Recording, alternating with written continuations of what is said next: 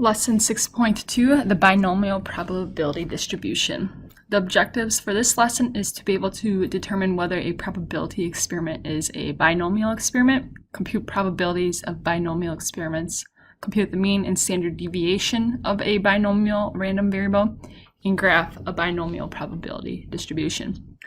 Before we go on, I would like you to go to the overview sheet. In section or lesson 6.1, we talked about quantitative variables that were discrete, and we covered the discrete probability distribution. So in this lesson, again, we're working with discrete, but it's going to come over here to the qualitative side. The reason why it comes to the qualitative side is because it has two outcomes, success or failure. So you will see this as we go through the lesson today. The binomial probability distribution is a discrete probability distribution that describes probabilities for experiments in which there are two mutually exclusive disjoint outcomes. These two outcomes are generally referred to as a success or a failure. So, for example, making a free throw would be a success in this case, and missing would be the failure. So that's how we bring it over to the qualitative side, because success or failure is a qualitative attribute. Experiments in which two outcomes are possible are referred to as binomial experiments, provided that certain criteria are met. So here we're going to input the criteria. There are 4 criteria for binomial experiments. The first is the experiment is performed a fixed number of times. Each repetition of the experiment is called a trial.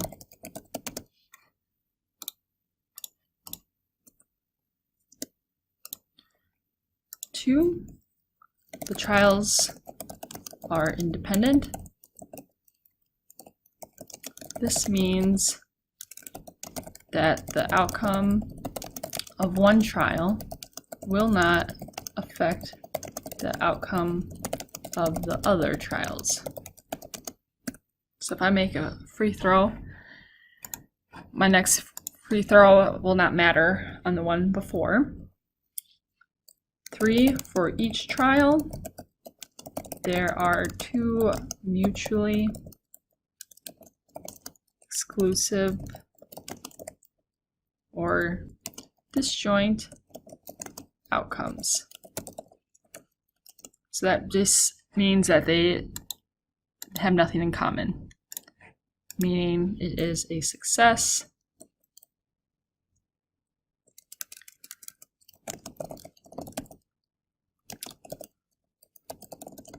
or failure. And the last criteria is the probability of success is fixed for each trial of the experiment.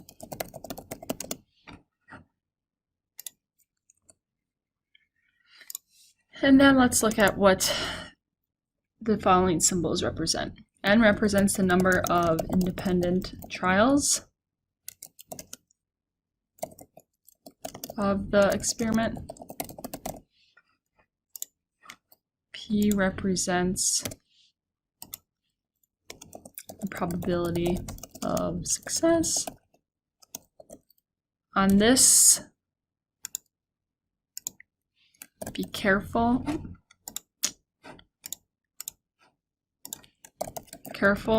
on how questions are worded. So say I asked for the probability of making a free throw, but the probability I gave you was the probability of missing a free throw. So say I gave you the probability of missing a free throw is 0.6. But then my question asks, what is the probability that one free throw will be made? Then your probability of success is 0.4, because you are looking for the probability of making the free throw, not missing it. So match it up with what they're asking. And then 1 minus p is the probability of, probability of failure.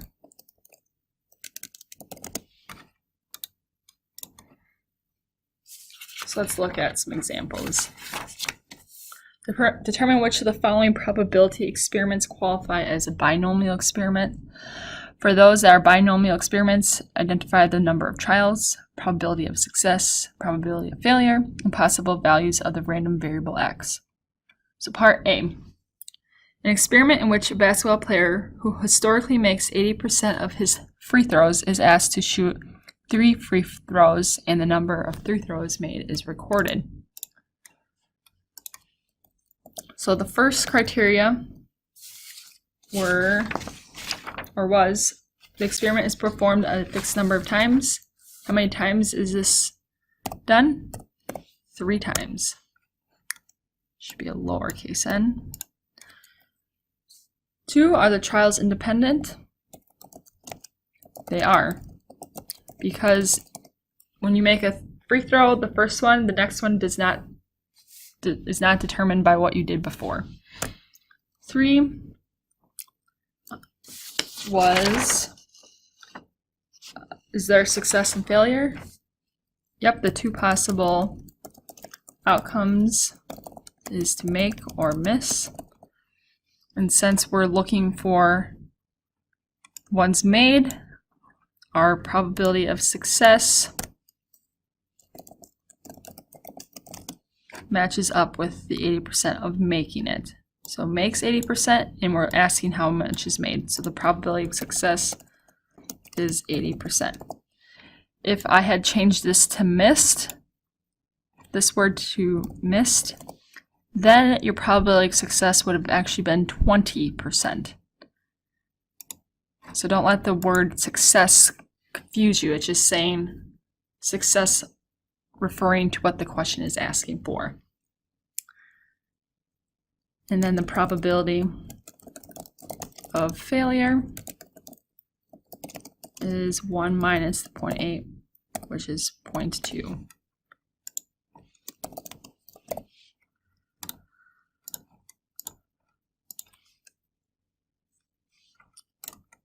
All right, so this looks like it satisfies all the criteria.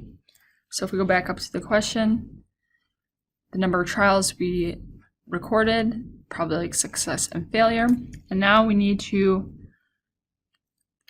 define the possible values of x. So what can x be equal to? Well, you can make 0 free throws, you can make 1, 2, or 3. 3 is your limit because that's how many times you are performing the experiment. All right, let's look at B. Is it performed a fixed number of times? It is 10. So let's read this quick, sorry. According to a recent poll, 28% of Americans state that chocolate is their favorite flavor of ice cream. Suppose a simple random sample of size 10 is obtained, and the number of Americans who choose chocolate as their favorite ice cream is recorded. So n is equal to 10. That's our sample size. Are they independent? So if I like chocolate, does that influence your opinion if you're a random person? It does not, so trials are independent.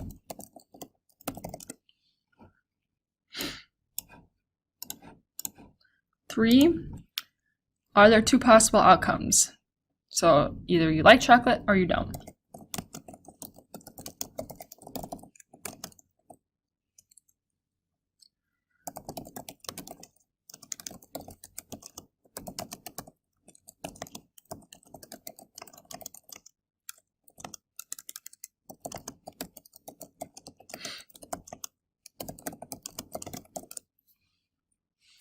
The next is the probability of success fixed. So we're saying 28% of Americans state that chocolate is their favorite. And the question's asking who choose chocolate as their favorite. So these probabilities or words match up. So the probability of success is 0.28 and the failure is 1 minus 0.28, which is equal to 0.72. So it looks like all 4 criteria are met. Now we need to define our random variable x. So there could be 0 people that have the favorite ice cream or chocolate. 1 all the way up to, is in our sample, 10. All right, on to C. First step, the probability experiment in which 3 cards are drawn from a deck without replacement and the number of aces is recorded. Do we have a fixed number of trial? We do. N is equal to 3. Are the trials independent? So if I pull a card, is the next one going to depend? And I'm not putting that card back. They are not independent because if I pull out a king, now we only have 51, or whatever card I pull out, I only have 51 cards left. So my probability automatically changes for each card. So it depends on what you choose or pull out. It's without replacement. So these are not independent. So not binomial.